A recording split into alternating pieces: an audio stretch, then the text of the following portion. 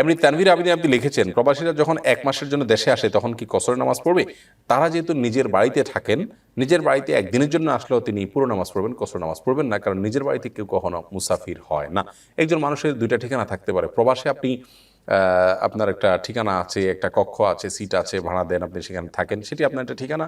আবার দেশে আপনার মাতৃভূমিতে, জন্মভূমিতে আপনার কোনো ঠিকানা আছে, ঘর আছে, বাড়ি আছে, আপনার স্ত্রী সন্তান আত্মীয় বাবা মা আছেন, সেটা আপনার একটা বাড়ি। অতএব এখানে আপনি পুরো নামাজ পড়বেন, কসর পড়বেন না।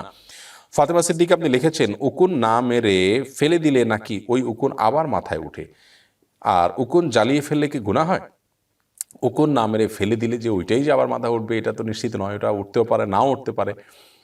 তবে আপনার উপদ্রব করে উকুন, সেই জায়গা থেকে আপনি উকুন অবশ্যই মারতে পারেন। তবে কোনো প্রাণীকে আগুন দিয়ে পুড়িয়ে হত্যা করা নিষিদ্ধ। নবী সাল্লাল্লাহু আলাইহি ওয়াসাল্লাম একজনকে কিছু পিপীলিকা আগুনে পুড়িয়ে হত্যা করতে দেখে তাকে নিষেধ করেছেন এবং বলেছেন যে ইন্নাহু লা ইউআযযিবু বিন-নার ইল্লা রাব্বুন নার, আগুন দিয়ে আগুনের সৃষ্টিকর্তা ছাড়া, পালনকর্তা ছাড়া আর কেউ শাস্তি দিতে পারবে না। বিধায় অন্য কোনো উপায় আপনি তাকে নিধন করবেন বা তার যে উপদ্রব থেকে রক্ষা পাওয়ার চেষ্টা করবেন।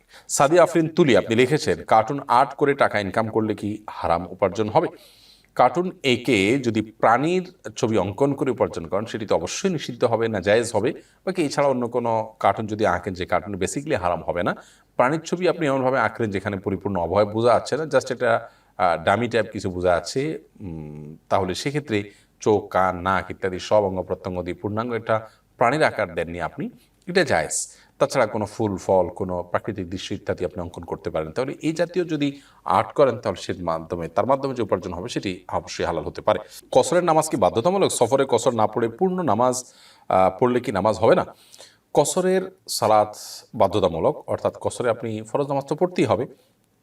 সফরে যদি কসর না, ও আচ্ছা, আপনি বলতে চাইছেন যে সফরে যদি আমি কসর না পড়ি, পুরো পড়ি, তাহলে সেটা অসুবিধা আছে কিনা? না, সফরে আপনি কসর পড়বেন, সেটা আপনার জন্য আবশ্যক। কারণ আল্লাহ তাআলা আপনার জন্য যে ছাড় দিয়েছেন, আল্লাহর ছাড় আপনি গ্রহণ করবেন। এটাই ফুকাহা একরামের মত যে এটিকে অ্যাভয়েড করা ইচ্ছাকৃতভাবে এটার সুযোগ নেই। আল্লাহ তাআলা কেন ছাড় দিয়েছেন? যদি এটাকে অ্যাভয়েড করেন, এটা তো এক রকমের আল্লাহ তাআলার যে ছাড় সেটাকে অসম্মান করা শামিল হলো। এই জন্য এটি আপনি করতে বাধ্য।